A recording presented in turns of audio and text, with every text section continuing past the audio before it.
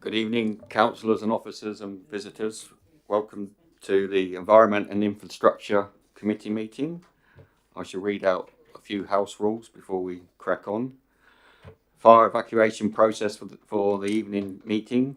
There are no fire alarms scheduled for this evening. Therefore, if the fire alarm sounds, please evacuate the building immediately. The fire exit is located at the side of this room. Exit through reception and meet in the War Memorial Park. Webcasts of meetings. This meeting is being webcast live on the internet and will be available to view on YouTube after the meeting. Microphones. Please can remind members and officers that in order to be heard clearly within the room by those present and those on the webcast, that you speak directly into your microphone. The microphone stem can be moved closer to your mouth as possible. And please switch off your mobiles or switch to silence. So, number one item is apologies and substitutes. We have Councillor Ashfield is replaced by Councillor Karen Watts. Declarations of interest, have we got any? No, all good. I'm not aware of any urgent items. No. Item 4, minutes of the meeting held on the 5th of September. The committee agreed that the minutes of the meeting held on the 5th of September are aggregate record. Agreed. Thank you. Then we go on to item 5. Government consultation, proposed reforms to the National Planning Policy Framework and ever changes to the planning system. Andy, would you like to introduce? Thank you, Gary.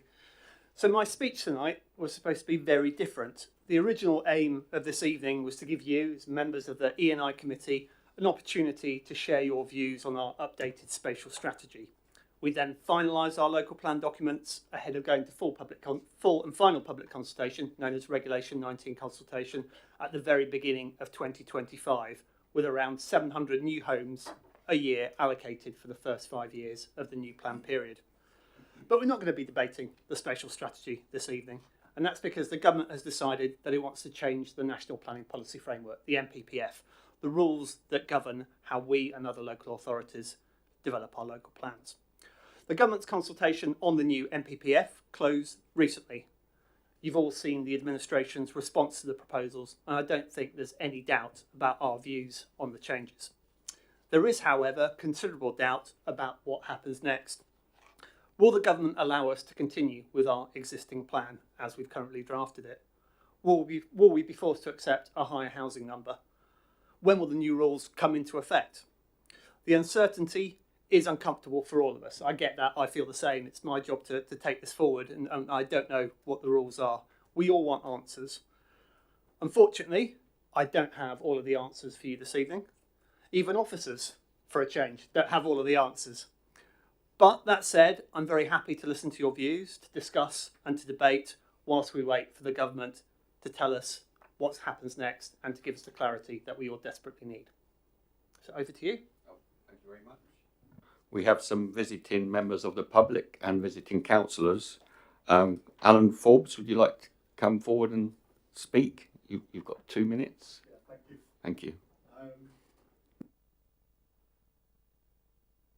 Microphone there and Thanks. The Basingstoke Gazette on the 12th of September contained a letter on page 17 in which the leader of the council, together with Cabinet Member for Planning and Infrastructure, stated, "We'd considered all comments made on the draft local plan and we're proposing to remove Popham in the next iteration." Will the committee confirm that the proposed draft allocation of Popham Airfield for residential development has been removed from any further consideration by the council? The delays and lack of clarity are exasperating uncertainty for the businesses, employees and users of Popham Airfield. The uncertainty is already having a detrimental effect on long established events held at Popham Airfield. There is also no date in the review of the work programme, item 6 on your agenda, for a review of the local plan process. If all comments on the local plan have been considered, when will these be reported to the committee? And I'm guessing, Andy, on what you've just said, throws quite a lot of that up into the air. So I think some clarification, please, on regards to Popham Airfield is desperately needed for those businesses, employees, and events that take precedent over there. Thank you. You can respond now. So thank you, Alan, for that question. So I can confirm that what you read in the Gazette is true. So we were updated our local plan and the spatial strategy following the Regulation 18 consultation, to which you and many other users of Popham Airfield responded. We had managed to make the total housing number still work without Popham in there. And that was mainly by looking at the number of new homes that we were able to build in the town centre itself and around the Basing View area. And that's the plan that we were hoping to put forward before committee tonight. Obviously, with the proposed changes to the MPPF, if they go ahead as planned, then we will have to include Popham. We will have to include every single other site that we've rejected, and we still won't have enough because the increase in the housing number is so significant. So if we are able, so we've asked the government as part of the consultation for us to be able to continue with our local plan as it currently stands. If we are able to do that, then as things stand, Popham is not in there. If the rules change, we have got a higher housing number, then all bets are off, and lots is going to have to come in. And I completely understand, from a business perspective, why it's important for people to have clarity, but I just can't give you that clarity because it really depends on what the government does next. Thank you. Is there any chance of a date in terms of the comments that were returned when we could maybe see those? They're all on the website now.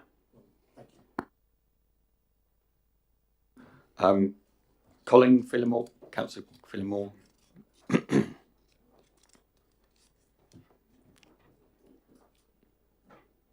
You've got 4 minutes. Thanks, Chair. I don't agree with the new housing numbers being imposed by the government. I do not agree with taking away the 4-year housing land supply. I think our communities are tired of politicians playing games with planning. It feels like Groundhog Day. We are here again with the same criticisms of central government.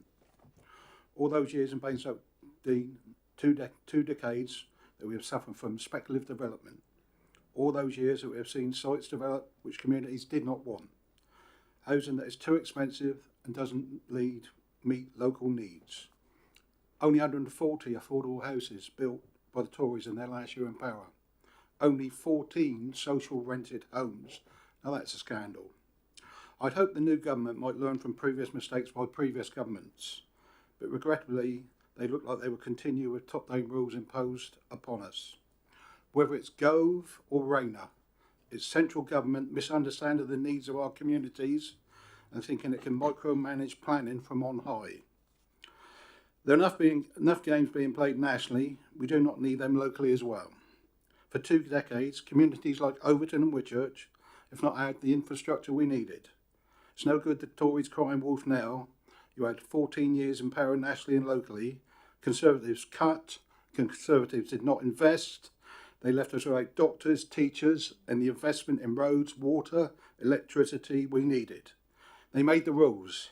They allowed those construction companies, water and electricity companies to put profit before people. That's the legacy we're now living with. I want to see planning rules that fix that give local government powers to act in our communities' best interests first. I want planning rules that help us deliver social rented homes. I want planning rules that protect our rivers and environment. I want planning rules that deliver the infrastructure we know we need. I want to be able to get on with the plan we had that had such support from our communities.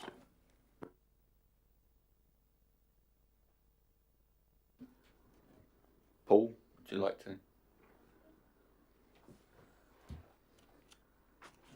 Thank you, Gary. Thank you, Chair. Well, local plans are probably the most controversial thing that we do, and they can be very easily politicised. But what I say, and I say it to all of you, is that I believe that we all have the best interest of our residents in our minds.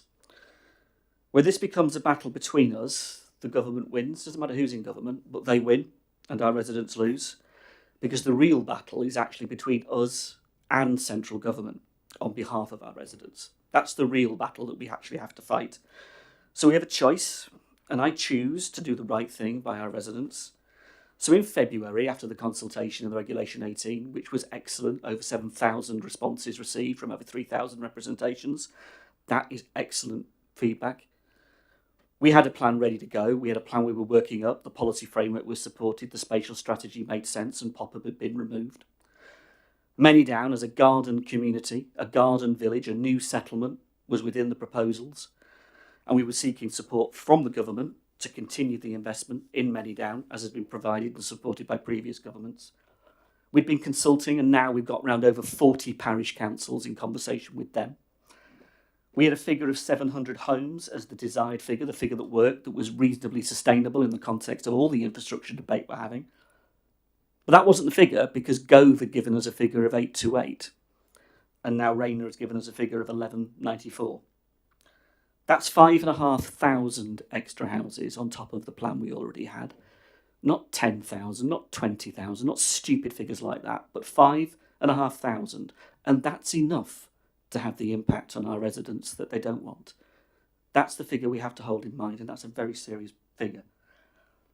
So we've said so very clearly, as Andy has rightly said in our letter to officers, and I want to thank the officer team for supporting us and the hard work that went into replying to all 106 questions the government put in its consultation. It was no mean feat to get that turned round and sent back. So I want to thank our officers for what they did. But government have got this wrong, and the previous government got it wrong. Localism needs to be real instead of lip service being paid to it, and the District Council network and the South East Councils network and the Local Government Association all share our view, cross-party, that local government is fighting central government for the rights that we all want to determine planning on our terms, not central government's terms. There are over 5,000 people on our housing waiting register waiting for a home. There are thousands of people trapped in rented accommodation they can ill afford and cannot afford because of the bloated rented sector in our town and borough. There are first-time buyers who are trapped because they can't get the deposit, they cannot make that move for a first home. So there is housing pressure to be built and there is housing pressure to resist. And we have to navigate our way through that with communities, many of whom want to house local people in their communities, but do not want to see development imposed on them. So there's a real reality to trying to navigate this really hard and tough situation. And there are choices, real choices. So if we could put the politics to one side and be the adults in the room, it's about getting a local plan done as quickly as we can, with as strong a policy framework as we can make it, and with the lowest number we can get. And it is a battle with central government, really, that we are now in. And it could be a Conservative or Labour government, it doesn't matter. This is local government versus central government. And it always has been the battle. And we either do it together or we fight each other. And if we fight each other, what we actually wind up with is central government winning. And that's no good for any of our residents. So thank you very much for allowing me to speak to the committee. Thank you, Paul. And you don't want to respond to any of those because you probably agree with both the comments, don't you? So well, I'll go on to the main item. So first, we're going to discuss the Cabinet members and the leader's response to the government. So that's on page 17. So I don't know whether you want to debate that first and then have some questions. David? I've got a question actually about Andy's opening statement about Popham Village. That was 3,000 houses that was proposed, and you're suggesting you'd found 3,000 houses in the town centre. I'd be interested in that. Thank you. If you could just explain a little bit more of that. It was 1,400 during the plan period, so we only had to find 1,400. So it's a combination of adding more in the town centre, plus a few additional sites came along out of the Regulation 18 consultation, plus looking again at some of the regeneration proposals in South Ham, surrounding areas. So it's the town centre. If you're going to pick out one of the schemes, it's the town centre that is responsible for most of that uplift, but it's spread out across some new sites and also across the regeneration schemes. Would you be happy sharing those additional sites with any ward councillors if they're in their wards? I think that'd just be, I think, helpful to ward councillors. Thank you. Well, if that plan ever makes it further forward, then absolutely, of course, we will consult on it as we'd always intended to. Tonight was supposed to be about consulting on that spatial strategy. So yes, if that plan, if we're in a good enough position that the government listens to us and lets us go ahead with this plan, then you will get to see all of it, of course. Thank you. Have we got any more comments on the leader and the portfolio holders letter on page 17 and 18? Or Paul? Thank you, Chairman. Yes, I have. It's on the paragraph of new towns. I note the wording in this is the council supports, and I won't read the whole thing out, we've all got it in front of us. Could I ask who was consulted about representing the council? The council supports. Who was consulted about this so that these statements could be made in this particular response? Okay, yes. So let me pick up on a few things. So with the new towns, you will see there's no reference to 10,000 homes as has been sent to various town and parish councils and also made to the Gazette. In terms of this specific document, this is the administration's response. It was shared with you and with all of the other councillors prior to it being submitted to the government. You were all encouraged as councillors to submit your own submissions if you wanted to as well. So that's the background to it.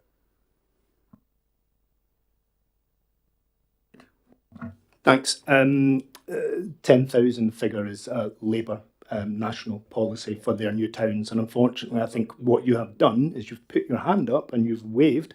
Now, whether or not, let's put the politics aside. I mean, I always roll my eyes when the leader comes in and says, let's put the politics aside, because I can always remember sitting in one of my first EPH committees listening to the horrors of water rationing and oh my goodness, the destruction to our infrastructure and our villages, and it's just lip service. It really is. You shouldn't have put your hand up for that, especially not if we're going to go back to round the bazaar again for the spatial strategy. Now, I'll give you the benefit of the doubt that it's just comments and they've been taken out of context. If that's true, they're reckless. You shouldn't have been so blunt as putting your hand up about that, because the Labour government are looking for sites. If you have a look in all the publication and all the papers that are out there, North Hampshire is 4th in the list of places that they're looking at. Now, if you're turning around and coming up with a response like that before we even go back for our site strategy, what's that going to do for sites like Popham Village and that, when you've already put your hand up and said you're happy to work with the government to try and find these things locally? I think that's why people are actually upset about it and why it's come out. We're quite happy for you to sit here and say that's not what you meant, okay? It's fine. You can go on the record for that, but you absolutely can't turn around and say we were consulted about it. We got an email from you after it was submitted, the fact that it was submitted to things. Yes, we can make our own response to the NPPF, but that shouldn't have been a council response to that. And I think you'll most probably find that a lot of people will be quite agitated about that. Thank you, Andy. Yeah, let me take a few of those points. So yeah, let me make it absolutely clear on the record, we are not looking at 10,000 home new towns. That's never been part of the plan. We have new settlements in our current plan, so we've got Many Down is considered a new town, a new settlement. Also in the spatial strategy that we inherited from the previous administration, which we kept for the Regulation 18 consultation, we have Popham, which is a garden village, a new settlement. So that's what we were talking about when we were talking about new towns. We weren't expecting a 10,000 home new development, and that's certainly not part of our policies. In terms of the letter that we sent, it's up to us as an administration. That is our right to submit that letter. We did consider consulting, but the idea of trying to get 54 councillors from a number of different groups to all agree on something as controversial as our response to the local plan, I didn't think that was going to be possible to do in the time frame. So we submitted it as the administration. We made that very clear that it was the administration's view, and we gave everybody the opportunity and in fact encouraged everybody to use our template and to submit their own responses if they wish to. Thank you. Thank you, Chair. Then why didn't you say the administration in that paragraph? Because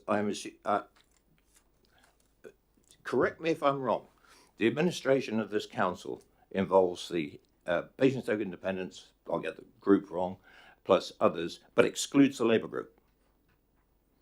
That? So you excluded the Conservatives and the Labour group in that council label that you put on here. Why didn't you put the administration?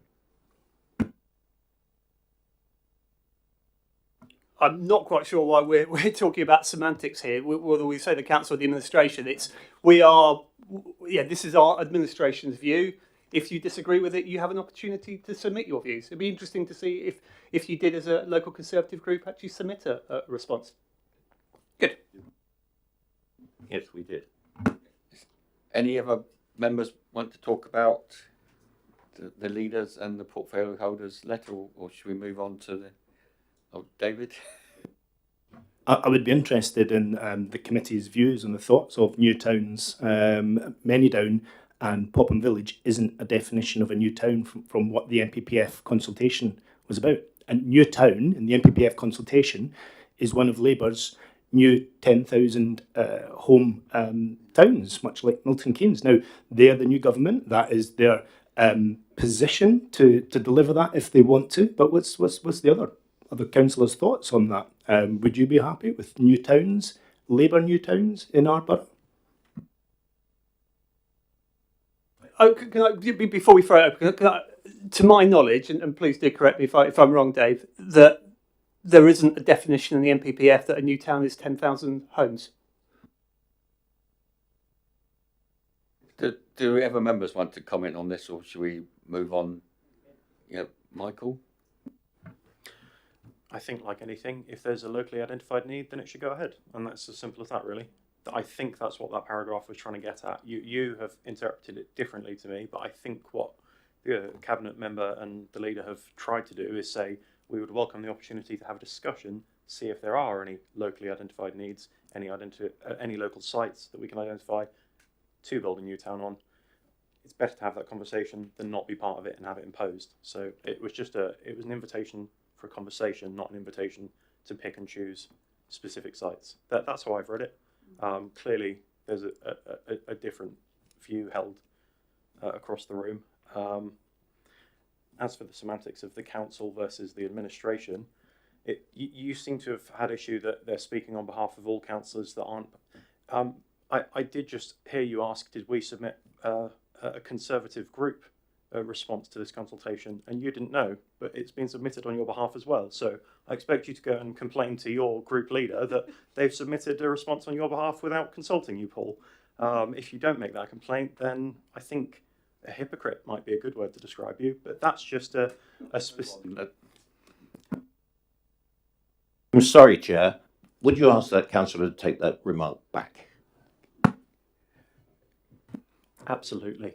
Happy to. More than happy. Thank you for that, Michael.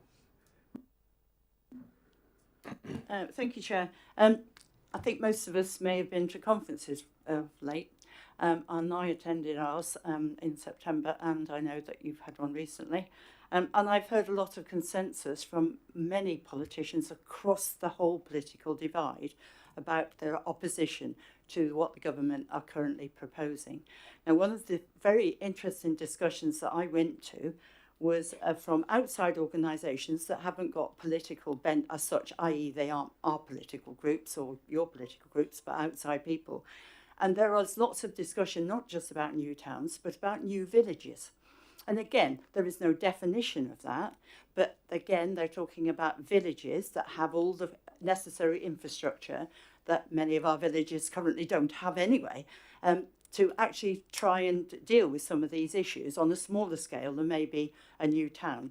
Some of you, if you've been around long enough in Basingstoke and Deane, will recall that there was an awful lot of suggestion many moons ago about a Mitchell-Dever new town, which was debated, and regularly every week I got a mailing from the organisation because we were running the council at the time and I was the leader.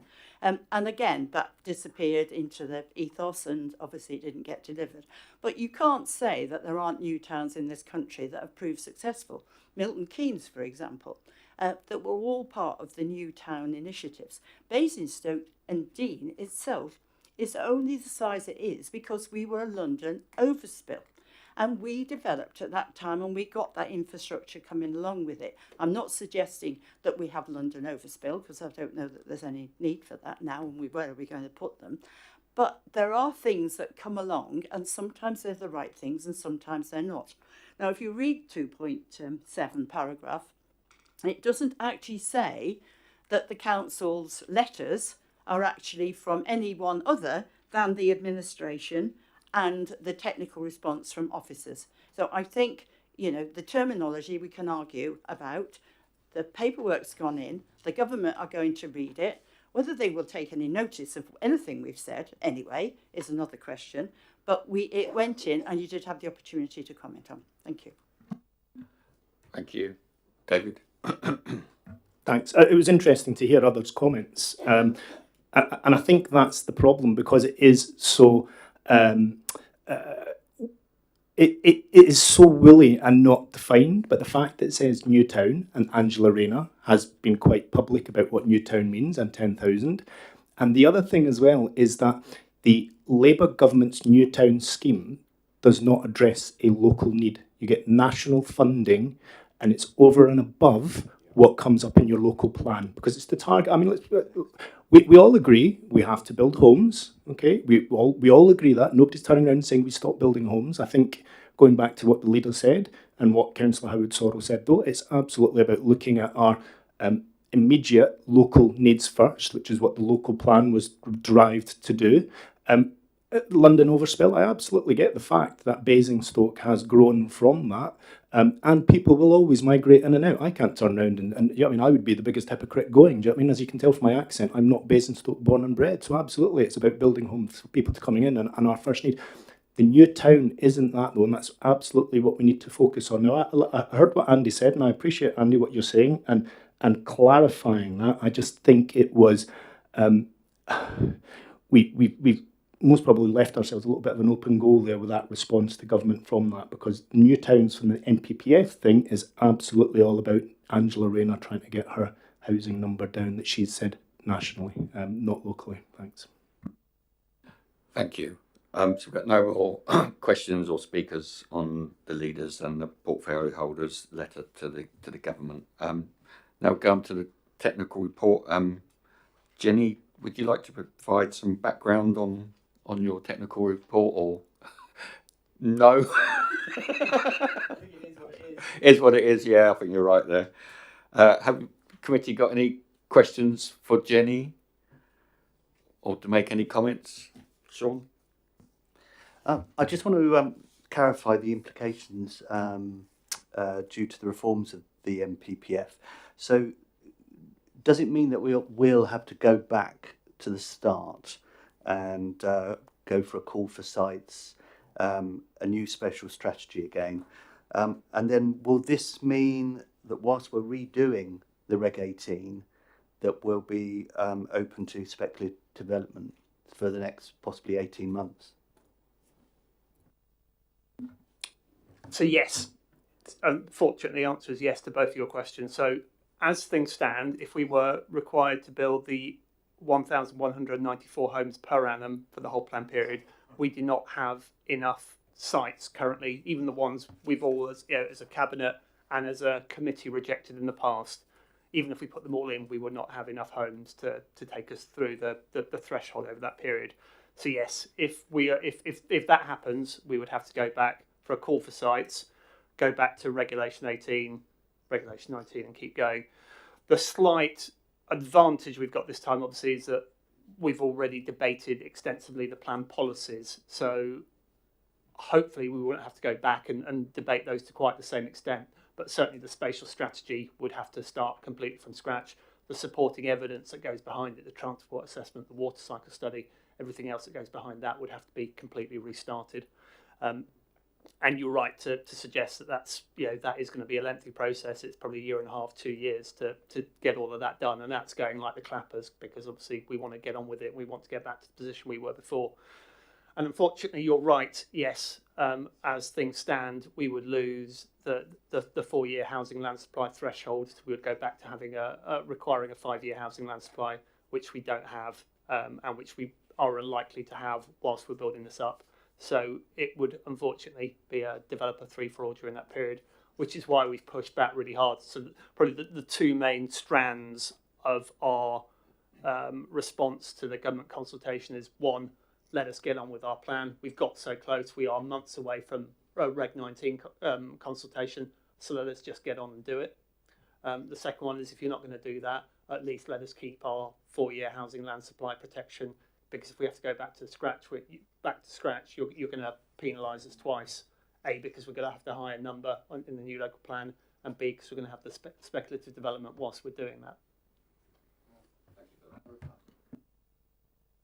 So when will we know? Because we're all on tenterhooks, because it's going to be catastrophic if we've got sort of speculative development. So how long will it take for us to know that whether we've got this 4-year land supply? Sadly, that's all in the hands of the government.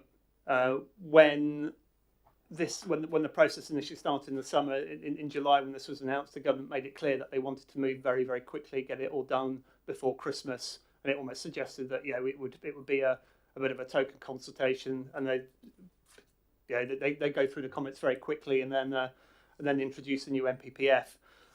The mood music now seems to have changed a bit, and there seems to be perhaps some surprise from government as to how many responses they received, which I don't think would come as a surprise to anyone in this room, but the government doesn't seem to have been prepared for that number of responses, and that there was a statement from a cabinet member that it could take until the new year, but we don't know. We're as I mentioned in my introduction right at the start, we are pretty much as much in the dark on this as you guys are, and we want that clarity. We desperately want that clarity. We are talking to government. We are talking to the Planning Advisory Service. We're having regular conversations, but at the moment there's no suggestion as to when this might come out.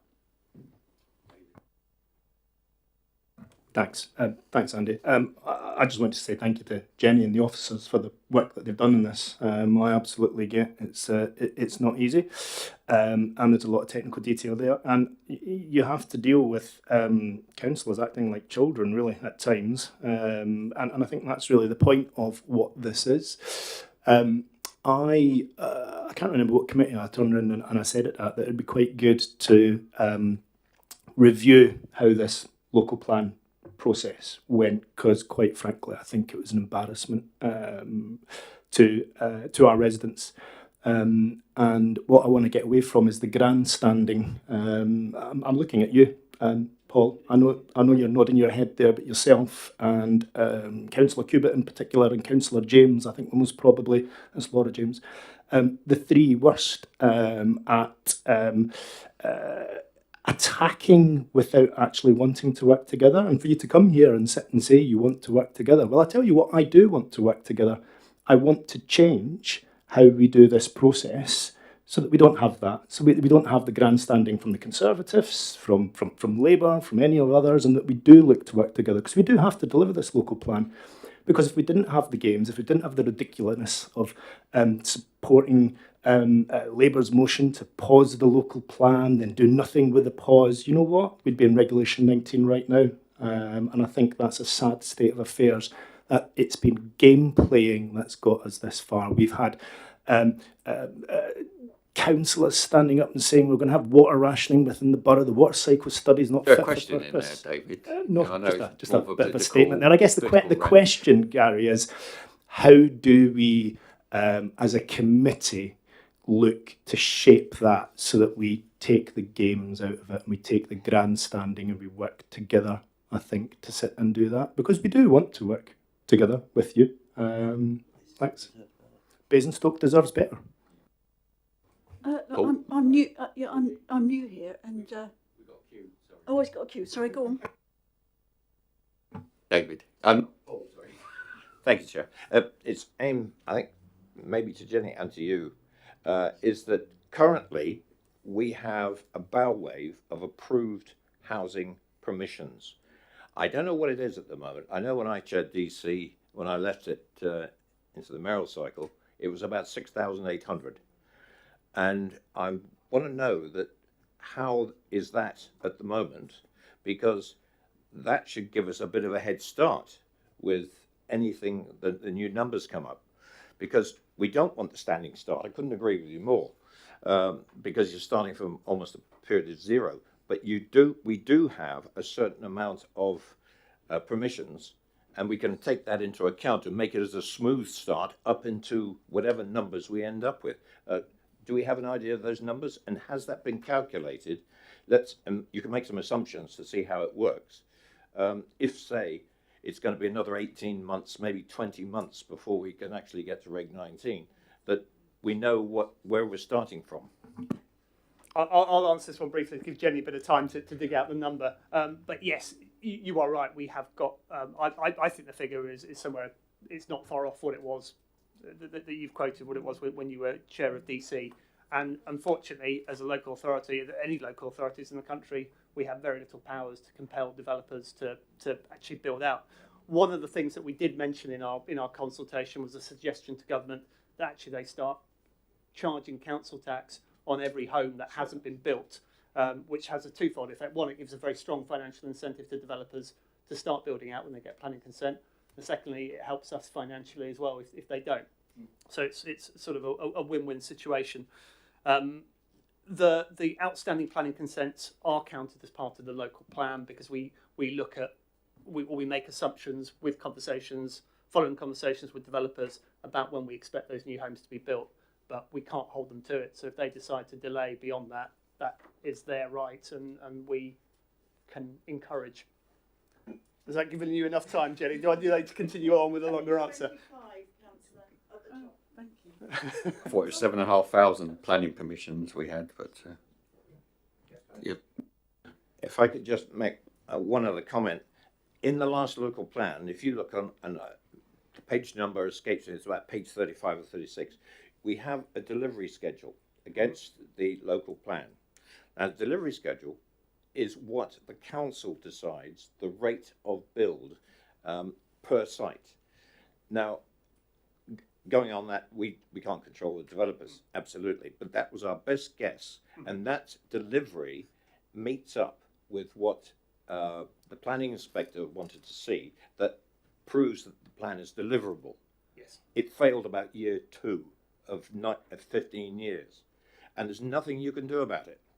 And everything got delayed, and that was the principal reason we fell out of the 5-year land supply. It's out of control of this council. We do our very best, and the council of all colours have tried this in the past.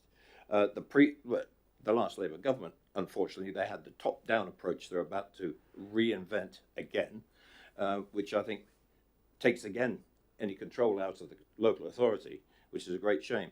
But it was, they're as aware of the lack of control as you just highlighted it, and I liked that suggestion when I read your response, but thank you very much. I just wanted to sort of complete the round on that one. Thank you. Thank you. Kate?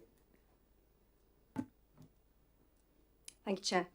I think it's frustrating that this public consultation on the MPPF has come at the worst possible time for us as a borough.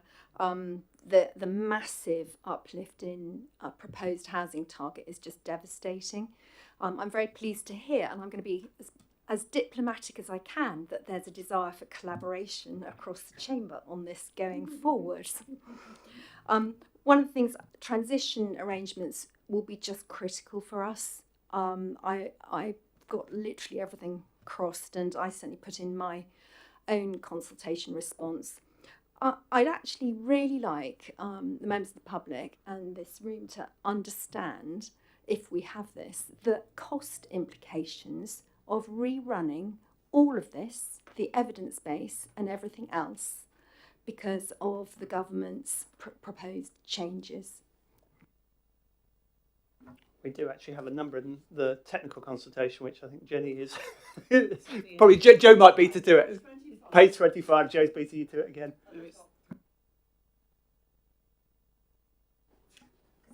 We're estimating about £300,000 of local taxpayers' money.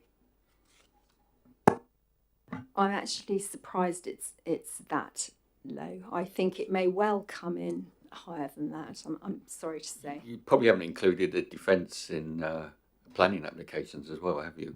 So, so yeah. Sorry, Julie. Well, no, I was just being new to I'm just concerned about the unnecessarily aggressive posturing and complaining about people grandstanding coming from the person who seemed to, in my opinion, being new here, is behaving in a very inappropriately aggressive way and treating this as his own fiefdom in terms of having to use declaratives on matters. So that was my opinion. Everybody's got to have a space to talk here, not just certain types of people. Thank you, Julie. Joe? No, I'm not going to... But I just want to ask, what do you mean certain type of people? I don't want to get on this cross debate. People who dominate the conversation, and then you sit down this very aggressive way, and the way that you declare it in this sort of macho way. I'm going to move on so now. Rude, and you're so rude as well. I wasn't expecting that. There's always one, though, isn't there, in the meeting? Right, Joe? Thank you, Chair. I agree that we should be more collaborative. I did say that I went to conference and spoke to people, and we were, many councils like us are not happy about the situation across the whole political divide. So sad, I watched Politics South on Sunday, and the leader of the Conservative group in West Berkshire said exactly what Lee Dillon, the new Liberal Democrat MP for Newbury, was saying at our conference, that some councils, like us, will struggle to find the land availability for more housing because they've already lived an awful lot as we have, but also when you have huge restrictions like areas of natural beauty, that both of us have the issue with certain parts of the borough being not allowed to be built on because of an exclusion zone around AWE, for example. We suffered the same as West Berkshire do.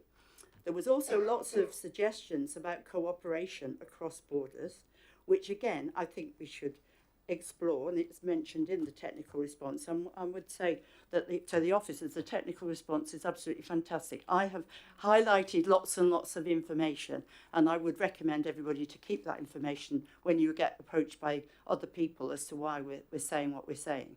So basically, what we are saying is that there should be perhaps some more regional cooperation. I'm not talking about regional government. I'm talking about working cross borders with our colleagues next door who are all having the same issues to see if we can come up with some strategies. I know we've said the regional decisions need to be made regionally. Nobody is suggesting that we go back to regional government, but I certainly think cooperation is something we need to do with colleagues, whoever running the council, are all going to struggle in this area. Secondly, I think the transition arrangements are going to be very difficult for us. Everybody's emphasised that. It's also going to be difficult for anyone who's in the same position of gone Reg 18. And what it's also doing is going to open the doors to speculative development. I could guarantee to you that there's probably going to be a huge amount of people who are suddenly going to be coming forward with speculative land because they suddenly see an opportunity to get permissions in land that they didn't normally even stand a hope in getting. So I think this is going to open the doors. I praise the Labour government for actually moving very quickly, and the fact they have moved very quickly on some things I might not agree with, but they have moved very quickly. So that is to be welcomed. I just hope they're going to listen to the many, many councils and the many council officers who know an awful lot more about planning than I ever will, about their concerns about how this is going to be delivered, the effect that it's going to have on local councils like ours and many others, not just here, but across the whole country. We're all going to be affected by this because if we haven't already got a local plan that's been adopted, we're all going to either go stop and start again, cost more money. I personally, and this is a personal view, and I haven't even discussed it with Andy or my colleagues, I personally think we should just press on. Let's go for it. I mean, what can they do? I mean, at the end of the day, all we do is go back to the beginning again, and that's where we would have to go anyway if that's what they do. But that's my view. It's not anything I've discussed with my colleagues, apart from the fact that it just seems common sense. We spent an awful lot of time and effort. We had a whole year pause already. When I first joined this council, we were talking about local plan. We paused it within 6 months of my joining, and Councillor McIntyre will remember that too. We paused it, waiting for the government to come up with some better figures, which they didn't come up with. but they did actually give us the 4-year land supply. And Mr. Gove, on my birthday last year, which is mentioned in the paper, so you look up the date, actually he said we could have 4-year instead, which was great. But the only thing I've ever said Mr. Gove might have done correctly. However, that is now going to be turned on its head, and we're going to go back to the same situation we were in before December last year. And we were progressing then, because the first thing that our administration did was progress the local plan and get on with it, because we know how important it is to make sure that we've got the proper plan in place so that we can resist unsustainable development in the wrong places, that we do have control. And this is what it's about. We're talking about government controlling councils. Councils should be controlling their own population and their area. And yes, we need to deliver homes. We need to deliver council houses. That's why I got the motion through 2 years, this coming December, through that we actually look at council houses, because we have got 5,500 people plus on our waiting list wanting 1 and 2 bedroom homes. They want homes. We need to be delivering it. It's a disgrace that we sold our council houses off in '93 and now we're in this position. I would never have agreed to selling off council houses, but that's another question. Margaret Thatcher's got a lot to answer for. However, we can actually try and change that. Our difficulty at the moment is that because we are a rich council, as most of you know, we can't borrow the money, and we are looking at what ways we can deliver. But we do need to deliver homes for people who live here. There used to be something called absorbing your own smoke, or assuming your own smoke, because that's when we did local plans in the past. It used to be, we'll have enough houses that our population needs, the type of houses our population needs, and put them in places that where people want to live and where they've got the sustainability. We have lost that control. We haven't got sustainability in many of the villages. They've had to meet all the demand. I know Tadley hasn't any development, but that's not our fault. And so the villages have had to take what we couldn't provide with. And so Tadley's not getting any more infrastructure either, so we're going to struggle. And all the villages haven't got the infrastructure. And you've got rivers in Whitchurch, and you've got the Loddon, all of which are now under threat. And we are water stressed. Watch Southern Water talking about bringing water in from the fields, because we don't have enough water in the south of England. I used to work for the Environment Agency. These are messages I used to give out. We haven't got enough water in the south of England. If we have a bad summer and we get no rain, and we've got lots of rain, but it doesn't go to the right place. So, you know, we have to think carefully now about how we develop. And the longer that we don't have a local plan with the decent policies that we've worked very hard on, in my opinion, it will just open the door and the floodgates. So, yes, we need to work together. We all need to agree. Thank you, Jo. Something's happening. Andy, do you want to come back on that question about 2 minutes ago where yes. about just plough ahead with our Reg 19? Yes, just yeah. ignoring... Before I do that, if I could just make a comment as well about collaboration, because it's music to my ears that should be hearing that this evening. So I think that's absolutely the way forward. We've got to work together on this. Already, Paul and I have met several times with Luke Murphy, our Labour MP, over the past few months about the local plan, to encourage him to lobby ministers, his government's ministers, on our behalf for the points we made earlier about the transition arrangements and about the 4-year housing land supply. So we're already collaborating cross-party. We are happy to extend that and continue that. So, you know, very, very keen to do that from my perspective. Joe's point about speeding up the plan process, should we just crack on full steam ahead? Well, we haven't stopped. We are still undertaking some of the evidence base. So, for example, the Gypsy and Traveller accommodation work is still ongoing. The work on the renewables research is also still happening. We are not, obviously, for obvious reasons, undertaking the water cycle study or the transport assessment, because we don't know what housing numbers we're going to have. We don't know where those houses are going to be located. We did have a debate amongst ourselves, and I basically had a debate with myself as to whether we should be cracking on with those. But there is a big risk. There is obviously the financial costs. We've already spoken about £300,000 for the plan process, and if we proceed with these studies and the new NPPF changes in a way that's not favourable to us, we will have to start those studies again, and that money would effectively be wasted. But we are also, it's also as well, that the situation isn't quite as straightforward as we might wish it was. So plans that are going in front of inspectors now, inspectors are already asking them questions as to how they're going to meet the higher housing number within the proposed NPPF. So inspectors are already taking on board the very clear steer that government have given them as to the direction of future travel in terms of housing numbers. So even if we were to go full steam ahead, get all of our site assessments done and proceed with our plan as it currently stands to Regulation 19, even if we were able to beat the NPPF to it, there is still a chance that the inspectors will say, well, hang on a minute, how are you going to make the 1194 work? And on balance of probability, it becomes very tricky for us to do that. So that's why we are continuing where we can. Thank you for that. Mike?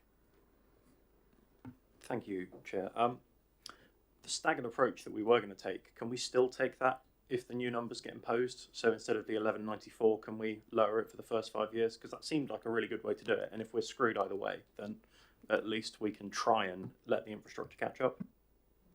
We'll certainly try. Yeah, I mean, the stepped approach came after consultation with our legal advisors, and depending on what comes out of the new NPPF, we will ask that question of them again. And if we think we've got a case to give that a go, we will. And the very clear guidance coming from central government at the moment is that they want us to build, and they want us to build quickly, which would suggest that a step trajectory isn't going to meet the new higher benchmarks that they're going to set for us. But we will certainly try. Yeah, absolutely. Thank you. Sean? That was your question. So the stepped approach does carry quite a lot of risk, and the fact that we're going forward and saying we'll build a lower number the first 5 years and we'll bulk it all up for the rest of the plan period, which always makes me think that the planning inspector, when he inspects it, might turn around and say, well, why can you not just do it in the first 5 years as well? Because I think, as we all agree, the Labour government do want to build those houses. Well, the whole planning process, creating a local plan, is a risk-based approach. There's nothing that is guaranteed 100%. So yeah, we have to make calls. We get advice from our brilliant officer team. We get advice from legal experts outside as well. As the NPPF that still currently exists, we believe that the step trajectory would get through an inspector, which is why we were proposing it. Now that the NPPF is going to change, we don't know how it's going to change. We'll have to assess that again to determine whether it still stacks up under the new rules. And that's a decision we can't take now because we don't know what those rules are. But we will look at it again, and if we believe that it will work, then we will explore it. Yeah, of course we will. Thank you. Karen? Yeah, mine's just around the infrastructure, and is there indications from government that they're actually going to put more funding into the infrastructure? Because I'm really concerned. I work for the NHS. I know the ICB has no funding. They have difficulty funding GPs, funding hospitals. There's no indication of extra staff coming our way from the mental health service that I work for CAMS. So how are we going to be able to have all these extra houses and there's no infrastructure behind that? And also, sorry, can I just add one other thing? It affects the environment. Like you said, we've got the River Test, we've got the River Loddon, really important environmental issues around sewage going into our rivers as well. You raised some really good questions, Karen, and like every other person in this room, I don't have the answers either. So when the government announced these proposed changes to the NPPF, the accompanying press releases, the accompanying speeches spoke a lot about the need for additional infrastructure investment.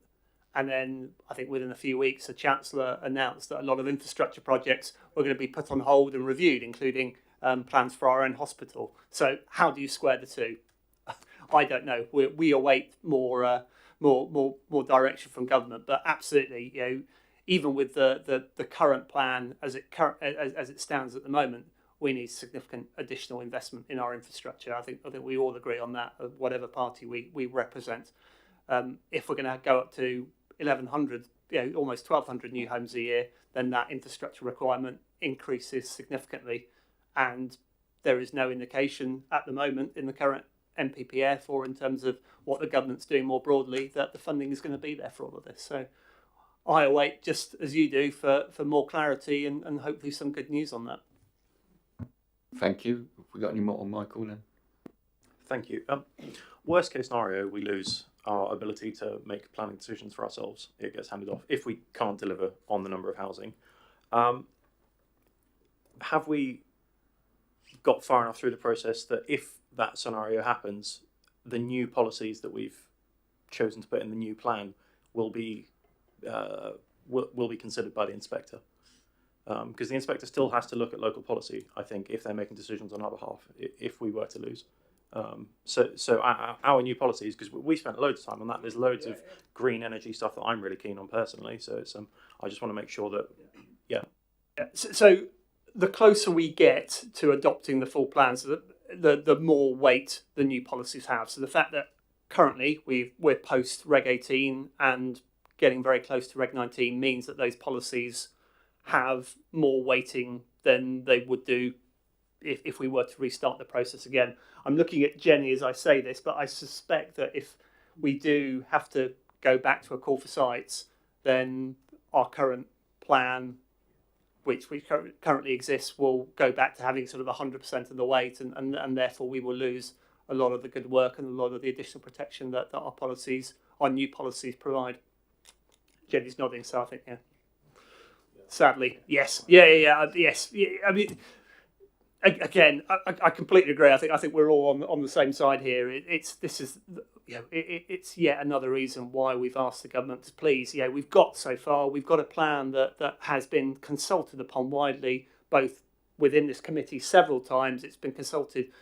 Members of the public have been consulted on it. We're so close to being able to get it through to inspection. Just let us get on and do it. Let us benefit from the additional environmental protections, the additional livability standards that we want in terms of the new homes that we're building, a sustainable number of homes that we believe is right for our borough. Just don't make us start again. Thank you. David? Yeah, so how far off Reg 19 are we? And if the Cabinet Minister has turned round and said that there's a potential delay in responding back to it, how long does the transition period actually run for, and when does it come live? In other words, what I'm saying is, do we have a chance to get it cracked into Reg 19 anyway, as Joe said, before the transition arrangements come into place? In short, no. And I think even if we did, as I mentioned earlier, the inspectors are now starting to apply the new NPPF to some extent already in their reasoning. So, as I mentioned, plans that are currently in front of inspectors are being asked, how are you going to accommodate that higher number?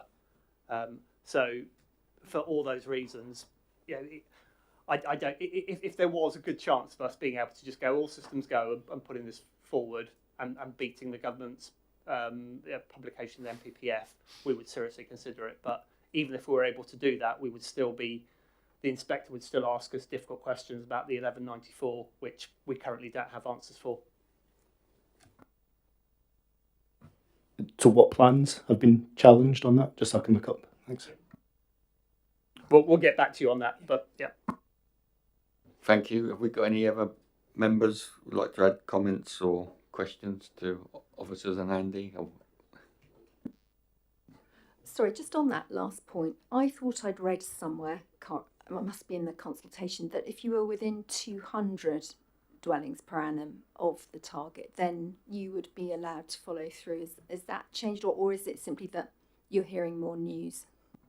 That's correct, but it means that what we hoped it meant, and one of the questions that we asked the ministry directly was that, so our new number is 1194, can we increase our current number from 828 to 994, so within 200, so we can take advantage of the transitional arrangements? We were told very clearly that's not what the government meant by the transitional arrangements. The transitional arrangements only apply if our previous draft of the plan was within 200. So if we were already at 994 or above, we could have taken advantage of the traditional arrangements, but they viewed us going up to the 994 as that would be an artificial number, not based on any evidence. So we can't do it. Yeah, we did try that one as well, because we saw that and thought, oh, is that a compromise where we get a slightly higher number, but not the very scary high number that it could be. But unfortunately, that avenue is closed. Thank you, Sean. So because of that, the 200 difference has the stepped bit of the deal that we were going to hopefully do, has that caused an issue then? No, because it's to do with the total housing number over the period. So the stepped still had the same number of homes. It was just the first 5 years were a bit lower, and the next 10 years were a bit higher. So averaged out, it still works out to 828. So it's not the stepped trajectory that's done it. It's the government's wanting. Yeah, the government wants to build new homes. They've made it a key plank of their economic policy is to get brilliant building in order to kickstart the economy. So they don't want local authorities like us to try and come up with clever ways of reducing that number. Thank you. Want to take more, Andy, or?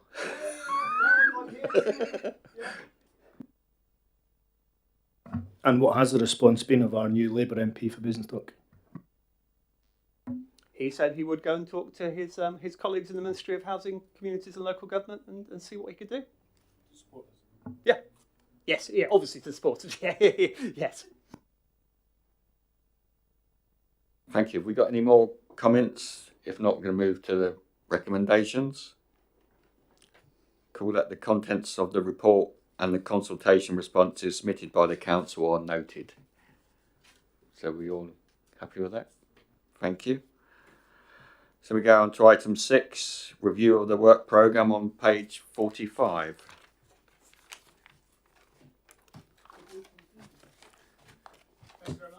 Thank you, Andy. Thank you very much. Thank you, Jenny. Thank you. Thank you very much. So our next meeting, we got progress on an implication of the climate change and air quality strategy and the biodiversity strategy annual report. We haven't got anything for the February meeting, but I dare say we're going to have this local plan. The government keep to their timetable by the end of this year. We should have something back for the February meeting for us to debate. Joe? Can we be aware that if the government responses come in early, as planned, as they say, before Christmas, that we might need to have extra meetings, because I wouldn't like us to be holding back anything that we could then do, depending on what the outcome is. I appreciate it's difficult at the moment to say be confirmed. Obviously, the administration and the officers are saying we need to hold on until that decision is overturned or unruled and we get more information. But I would hate to think that we were just sitting back and going longer than we need to. So I would ask you and the committee to think about whether we could have extra meetings if we need. We did discuss this last night. If we were to come in their timetable, it would fit in nicely to our February meeting. So I think there's a 6-7 week timetable there if the government kept to their timetable. But you know, this is governments we're talking about here, isn't it? So I'm flexible having more meetings. In the past we've had meetings, extra meetings to accommodate the local plan, and I'm quite flexible to do that again. David? Yeah, I'd like to suggest that we extend an invite to Hampshire Together to come in and tell us what's happening with the new hospital programme. Is it paused? Is it going on?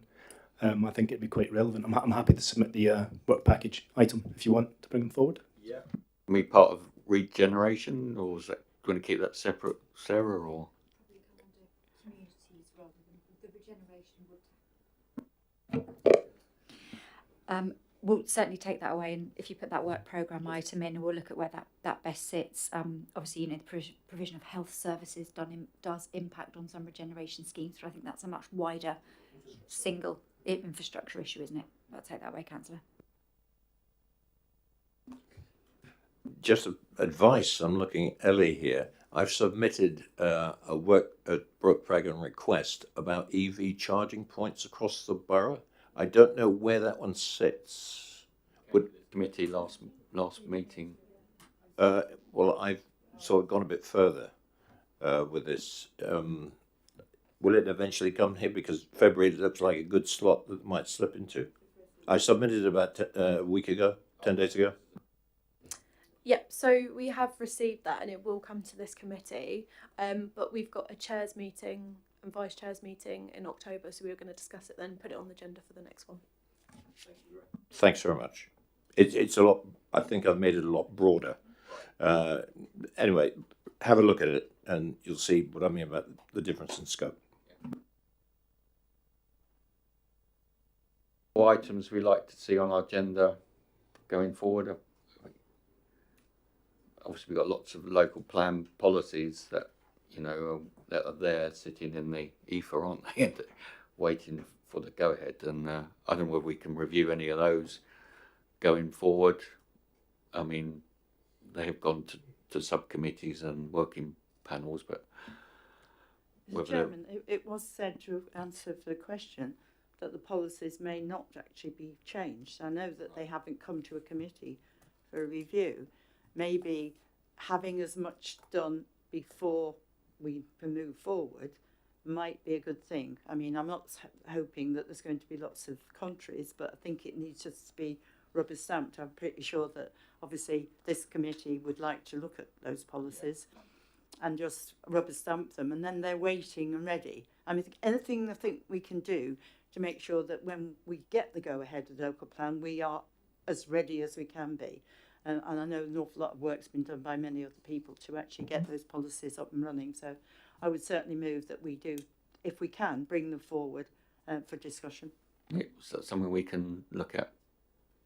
We'll take that back to the planning officers. Yeah. Obviously, they've come to two committees previously, haven't they, and been debated. So if there are changes, then you know I think it's reasonable they come back to committee. But we need that. We need to wait, don't we? We don't know yet.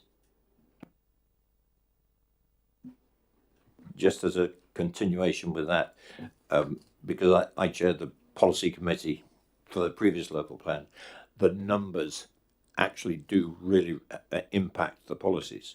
Now, if there's going to be such a big change on the numbers game coming from central government, yes, review the policies, but we've got a heck of a start because they've got them. But I don't think it's going to be quite rubber stamping, because if you suddenly have to regenerate, I don't know, a bigger community, I'll use that expression, somewhere in the borough, or somewhere that's going to extend existing communities, then maybe those policies need to be reflective of those particular impacts. And that's what a lot of the policies are trying to achieve, is to make sure we recognise the impacts, because you can't just plop something down in the middle of nowhere. You've got to have a policy to surround it, or policies. And I'm very sensitive to the mention of the rivers, because it's something we've lived with, the unfortunate problem we've lived with in this borough for many, many years. And it really hasn't been addressed, mainly because the stakeholders that have the responsibility of looking after them haven't stepped up to the mark.